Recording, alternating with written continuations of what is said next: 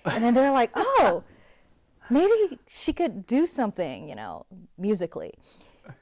But at 9, that was, so we had like a little 家庭革命要怎么讲? Oh, you had like a little revolution at home? Yeah. Is that, do you actually just translate it like? Yeah, okay. That's what I would say. or was it like padni, where you're just It's not like, padni. okay. It was like a, you know, I fought for it. I was like, Mom, Dad, I think I want to be a singer for the rest of my life. And they were totally against it because being both musicians, they felt like it's not an easy industry. Not saying that other industries are easy, but the amount of work you put in is not proportional to the results. It doesn't matter how good of a singer you are if you don't get the right publicity. If you're not seen, it doesn't matter how hard you work, right? That's what you realize. There's a lot of other stuff that goes into being a musician, especially in the entertainment industry. So they're like, we just want you to live a steady, healthy, stable life. Just go do like an office job or be a painter or just do nothing to do with entertainment. That's so I kind of, you know, fought with them a little bit, wrote them a letter, and I was like, you know, music is my life. I'm not doing this because I want to be famous. You know, I just want this to be an outlet, and I love to sing. So after the letter, they're like, okay, this kid's serious. So maybe we should try to support her a little bit. So that letter kind of changed everything, you know. If I were your mom and dad, I'd be like, you know what? You've just been saturating with her with all these like notes and these pitches. Like it was bound to happen. Yet they thought, well, they didn't want me to be a musician for good reason. Because, you know, you don't get like a steady pay and whatnot. So then, for college, I actually picked economics as a major. Right. We both studied economics and the same thing. Ended up in vastly non-economic related jobs. That was like the safety for them, you know. Right. So you spent a little time in Boston University or Boston College? Boston University. Did you have to like take a hiatus from music? Yeah, I did. Actually, when I was in Hong Kong, that was where everything started for me. That was prior to college. So I started going to like smaller singing competitions in Hong Kong, and some producers noticed me, and they're like, "Oh, your voice is like perfect for Disney songs." That's right. You were in Disney movies. Yeah. So I started off my career as a teenager, I think 15 or something, singing Cantonese versions of Disney official soundtracks. So that's where it started. And then, because I really wanted to go to college, so I was actually offered a deal when I was like 16 or something. But then college was always like a dream of mine. So I didn't sign, went to college, and then 星光大道, Million Star, somehow found my videos online or something. They're still on there. Like I was scrolling through yesterday. I was like, oh wow, there's videos of Janice singing all the way back until 2005. What was I singing 2005? It was like a concert. A Christina Aguilera or something? No, because Christina Aguilera was you on Million Stars. Right. This was like a piano, a concert piano on stage, and then I'm not sure. But I was just like, no, that's Janice. That's definitely Janice, because you look the same. Since you were like 15. I mean, that was mind-boggling to see you go back in time for that long. Bring up to the next point. I mean, like 2005, 2010, 2020. Like we lived through these times, and I myself can just tell you, if you plot me down in these 3 years, they're vastly different from one another. It's just now we're inundated with all these TikTok, SoundCloud, YouTube. Like these musicians, and I don't know if you have turned to any of those resources, but you still have like a traditional record label. So can you just comment about what's it like to see things change? Right. I think it's good. It's a good change. Back when I was doing the Million Star competition, I felt like most of the Taiwanese or local audience, they're very used to the typical ballads, right? And that genre of music was like the only genre of music that people wanted to listen to. So most singers, regardless of their personal preference, they were packaged to only do ballad songs, unless you were like a rock band and you came out as a rock band. But it was kind of like my first album, you know, like all the songs are more like ballady, they're more internalized, they're more sad, you know. That's what people grew up listening to, right? That's like the Taiwanese music culture, maybe like the past 30 years or something. But then with the internet, with YouTube, people are exposed to like a lot more genres of music.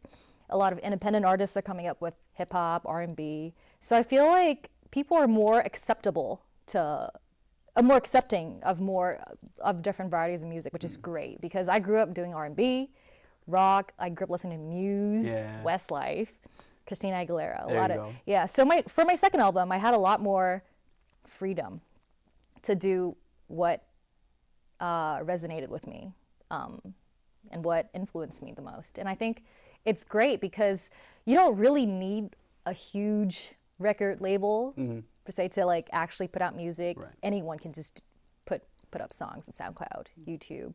So obviously there's more competition, but I like more competition. Yeah. It's nice. I got a whole slew of other questions, but since you mentioned it, you're doing a lot of things that you want to do in the second album. And I was going through this album really quickly, and a number of things popped out to me. Obviously, you have the song Let Everything Happen, Right Now, Happily Ever After, Just Let It Go, Please Don't Cry. Also, one of my you danced for that one for the first time, right? Yeah. You were in a parking lot just tearing it up. Were you traditionally trained in dance before that?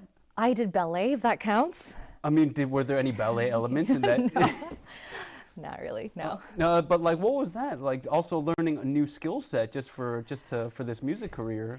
Music is supposed to be something that is fun. You know, it's not supposed to be something that's very uptight, where you like stress over. Yeah. A lot of genres. I did rock. There's rap. There's dance.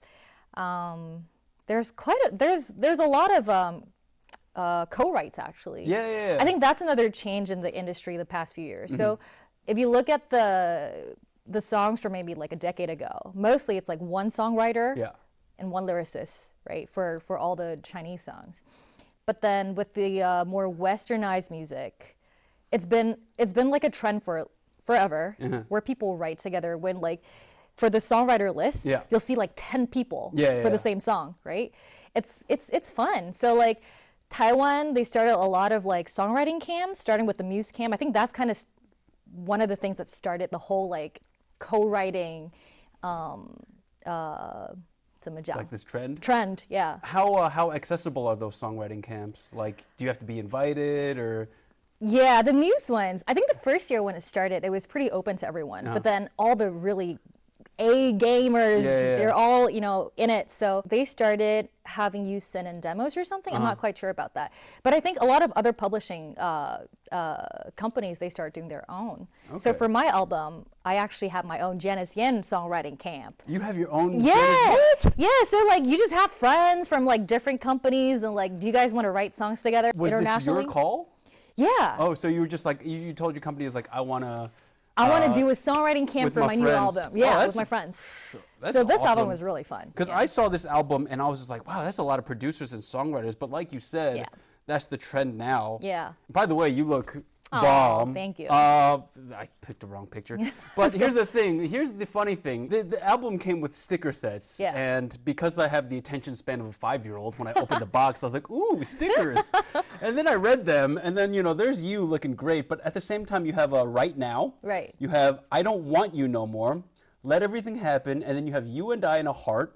Where Are My Jeans? Like, what's the message here? You're sending me so many mixed signals. The whole Let Everything Happen ties in with every single song. Yeah. The Right Now song is the first single I released with Ocean. And it's kind of just telling me and a lot of other people to love yourself a little bit more, because we're so pressurized by society. Yeah, and you're on Instagram every day. Everyone's putting their A game on, like, she lives a perfect life. And that's where a lot of, because I've been through like mental issues, and I know the internet is like a huge...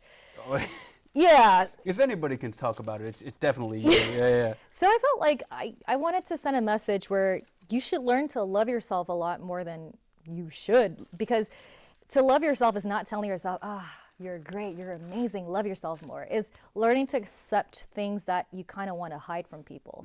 You mentioned before that your parents were worried that, music is so... there's almost an element of randomness, actually. How much does chance, how much does luck really play into having a successful music career? I think quite a big chunk of it. Yeah? Yeah, I mean, there's so many amazing singers, so many good singers online, but they're not given the publicity and the attention, so you might never hear of them. Yeah. But there's so many amazing artists, So I feel like, you know how there's like a saying, like bad publicity is good publicity too? Yeah, there's no such thing as bad publicity. Yeah. It's kind of because I feel like sometimes my personality is not really cut out for the business because I'm actually very shy. I'm not sure. None of our viewers are going to believe you. Because I'm on the show, right? Yeah. But if, off camera, I'm actually very quiet. I'm quite shy. I'm not the most outspoken person, right? But I feel like for show business, you've got to be really like, yo, look at me. I've got this. You know, I'm good at this. And you kind of need to be and need to want to be like the center of attention. That's a really tough one for me, I think, personally, because I entered the business because I liked music, you know, and my sole purpose was just to sing. Yeah. But then I feel like in order to have a place to perform, you've got to be known first, right? So there's so many things you got to do in order to be a singer. So like a lot of it is, because I have a podcast, 这个来尬聊. That's right. Right. So I interview a lot of singers and YouTubers, influencers, whatnot. I spoke to a lot of newer singers, and a lot of them off camera actually too said that they entered the business because they like to sing, right? And they thought being a singer would be like, you know, 90% singing, 10% interviews and publicity stuff. Not the case. It's 10% singing and 90% non-musical related work. It's literally in your title. You're a musician. Like, right. How is that only 10% of your job? Yeah, you get to sing 10% of the time. 90% of the time you're on variety shows, you're on talk shows, you're filming for another brand, or you're like, you're just doing anything else. Everything else that's not singing. You're saying it's only 10% music now. Yeah. Okay, now knowing this is obviously something to me I'm a person outside of the industry, it's counterintuitive. Right. So if you could go back in time, maybe 10, 15 years and speak to mini Janice again, what would you tell her in preparation of going on a musical journey and, you know, really going after that career? Don't be so tough on yourself. Yeah? Yeah. So I grew up to be a perfectionist, and every time I perform, I would film it. I have someone film it, and then I would watch it and pick out everything I did wrong or everything I didn't do 100% on, and be super tough on myself. And I thought that was it kind of changed the way I performed. Yeah. So I feel like now if I were to tell mini Janice, I'd be like, just have fun with it. Just have fun with it? Yeah. All right. And you also mentioned you had a podcast, and it's on season 2 now. Yeah. Like you did the first season, and then now you're just like, oh, I want a second season, or you were just so good at it. Oh, please, no. Or you're so good at it, you got a second season. No, dude, like the whole reason why I started a podcast is it's also a similar reason to why I started singing, is because I felt like, you know, if you put me on stage and I had to sing or say a speech, I'd be so nervous doing the speech. I'd be shaking the whole time because, I don't know, it's like something that I always felt like I had to work on. So starting the podcast was just like a good practice for me. Yeah. We're running out of time. I'm loving this conversation, but we're definitely running out of time. One last thing here is that you have a concert coming up May 8th at Taipei Legacy. So for those of you who are in northern Taiwan, even if you're in southern Taiwan and you want to listen to Janice's music, you want to tell us a little more about this concert? You know, preview a little something? Sure. This is actually very different to my previous solo concerts because this one I'm going to be doing a lot of covers and a lot of 经典的 covers. There's going to be Coldplay. Yeah. Ooh. There's going to be Westlife. Last time I went to see you in concert, you did quite a few covers as well. Oh, this one is. This would be like all covers all the time? It's going to be very different. So you heard it here. If you're a fan of Coldplay, if you're a fan of Westlife, if you're a fan of maybe some Christina Aguilera. That's just me, but you're definitely going to check out this concert as well. Are tickets on sale? Harvey? Yes, they're on sale. Where can we find them? Kwan Hong and I think Chenjiao. You know what? We're going to have a link for where you can get tickets below. And also, where can we find you on social media? Facebook? What are you on? What are you not on? Tell us where we can find the podcast. Yes, YouTube, all the Apple Podcasts, Spotify. Instagram, Facebook. Janice, so great speaking with you. By the way, I just let me do a little personal endorsement here. Janice, like you dance, you sing, you also do podcasting, but one of the most fascinating facts I know about you is that you also play the saxophone. Saxophone, I played it for like a few days. Okay. Yeah, I don't know. I'm curious. So and then you got drums as well? 可是这些都是 like a little bit. There's Instagram videos of you out there doing the drums. Jesus. I've seen it before. Anyway, thank you so much for joining Thanks us, for Janice. having me. And guys, like I said, she's a talented lady. You're gonna want to check her out. She's got 2 albums out, and you can iTunes. Yes, for sure. Janice Yan, once again, thank you. Thank you, Leslie. Thank you.